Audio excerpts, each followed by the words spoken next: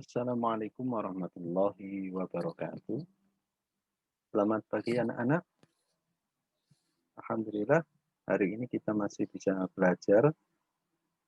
Seharusnya hari ini kita Zoom, akan tetapi karena Pak Ajar ada kegiatan, maka Pak Ajar kirimkan video pembelajaran untuk tema 4. Sebelumnya marilah kita berdoa bersama-sama agar hari ini kita bisa mendapatkan atau diberi ilmu yang bermanfaat oleh Allah Subhanahu wa taala.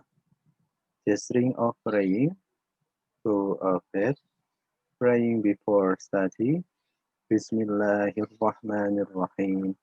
Rabbi zidni ilma warzuqni fahma. The meaning, oh my God, give me some knowledge and the mastering of understanding. Amin. Selesai. Untuk tema 4, sekarang kita melanjutkan materi yang kemarin sudah kita pelajari. Oke. Mata pelajaran yang akan kita pelajari yang sekarang yaitu IPA, IPS, dan SPDP. Kalau kemarin kita sudah mempelajari 2 tenaga atau sumber energi listrik alternatif, yaitu dari Bayu dan juga Surya. Nah, sekarang masih kita mempelajari IPA, yaitu tentang keuntungan dan kekurangan menggunakan energi alternatif. Kemudian kita lanjutkan dengan IPS, dan yang terakhir yaitu SPDP. Yang pertama IPA dulu, yaitu keunggulan PLTS atau pembangkit listrik tenaga surya. Ada beberapa keunggulan menggunakan PLTS. Yang pertama, sumber daya ini tidak pernah habis. Matahari itu kan tidak pernah habis ya. Jadi akan selalu ada setiap harinya, maka ini akan sangat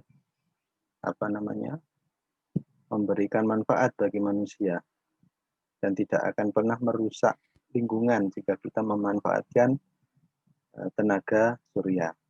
Kemudian yang kedua, tidak perlu memerlukan perawatan khusus. Beda yang dibuat atau digunakan saat ini, ketika kita menggunakan diesel, ya, menggunakan minyak, maka itu akan harus dirawat setiap harinya, sehingga biayanya terlalu besar. Tetapi kalau kita menggunakan tenaga surya, itu tidak perlu memerlukan perawatan khusus, sehingga akan sangat hemat, tidak ada biaya bulanan ya jika kita menggunakan pembangkit listrik tenaga surya. Kemudian kapasitas listrik yang dihasilkan sesuai kebutuhan. Jadi kalau tenaga surya ini kita bisa menyesuaikan, misalnya di rumah kita butuh berapa watt, misalnya butuh 1000 watt, ya sudah, maka kita membeli panel surya dan beberapa perangkat lainnya itu sesuai dengan kapasitas listrik yang ada di rumah kita. Tidak memilih paket-paket listrik seperti yang ada disediakan PLN sekarang. Paketnya itu bermacam-macam ya. Jadi ada yang kurang, kadang ada yang lebih. Tapi kalau menggunakan ini pembangkit listrik tenaga surya, itu kita bisa menentukan sesuai kebutuhan. Kemudian ramah lingkungan. Yang selanjutnya pemasangannya mudah,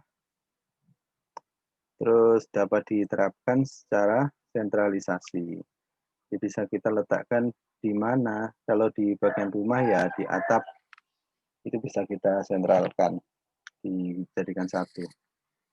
Tidak memerlukan konstruksi yang berat dan menetap.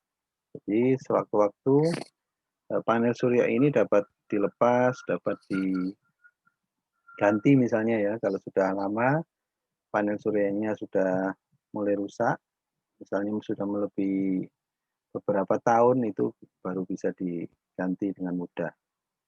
Dapat dioperasikan secara otomatis, jadi tidak perlu adanya operator. Maksudnya adanya operator itu setiap hari ada yang nyalakan, ada yang menghidupkan. Tapi kalau panel surya itu otomatis dipasang, menyerap matahari sendiri, memproses cahaya matahari itu menjadi listrik sendiri, dan seterusnya.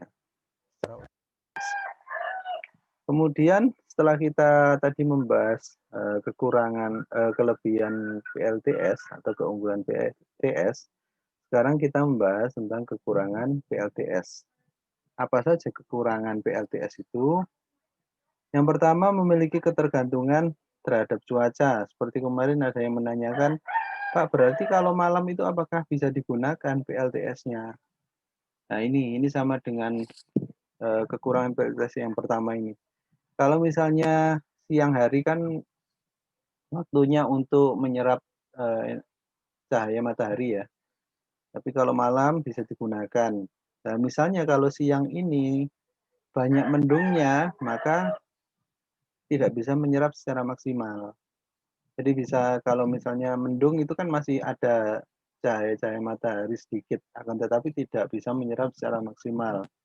Kemungkinan kalau biasanya 100% bisa menyerap selama 10 jam, nah ini kalau mendung biasanya hanya 60-70% saja penyerapannya. Kemudian harga perangkat atau alat PLTS-nya masih mahal. Nah ini kalau dilihat di toko online, satu perangkat itu sudah meliputi panel surya, baterai, kemudian konverter, sama beberapa alat yang lain. Itu jika 100 watt saja, 100 watt itu biasanya ya 3 atau 2 lampu ya. Bisa digunakan 3 atau 2 lampu itu harganya sekitar 2.400.000. Nah, ini kalau hanya 100 watt. Kalau di rumah kalian itu membutuhkan sampai 1000 watt, maka ya tinggal menggalikan saja. Makanya ini sekarang masih mahal untuk di daerah Indonesia. Memerlukan area yang luas agar mendapatkan daya yang besar. Jadi kalau ingin dayanya besar, maka harus punya area yang luas. Bisa kalian lihat di gambar ini. Nah, ini hampir seluruh permukaan genting yang ada di rumah itu diberi panel surya, ya. Karena kalau hanya sedikit, maaf, kalau sedikit kita terapkan di rumah, maka wattnya juga semakin kecil. Jadi kalau dipakai untuk nyalakan TV, nyalakan kulkas, AC, kipas, itu nggak kuat, hanya untuk lampu saja kalau cuma sedikit. Tapi kalau banyak segini bisa untuk seluruh operasional atau seluruh perangkat yang ada di rumah. Jadi ini adalah beberapa kekurangan PLTS. Oke, selesai. Selanjutnya kita ke IPS. IPS hari ini kita membahas peran Indonesia dalam kerjasama IPTEK di ASEAN. Senin sudah pernah Pak Ajar kirimkan video pembelajaran tentang IPTEK di ASEAN. Nah, tapi kali ini akan Pak Ajar lengkapi dari kekurangan-kekurangan video yang hari Senin.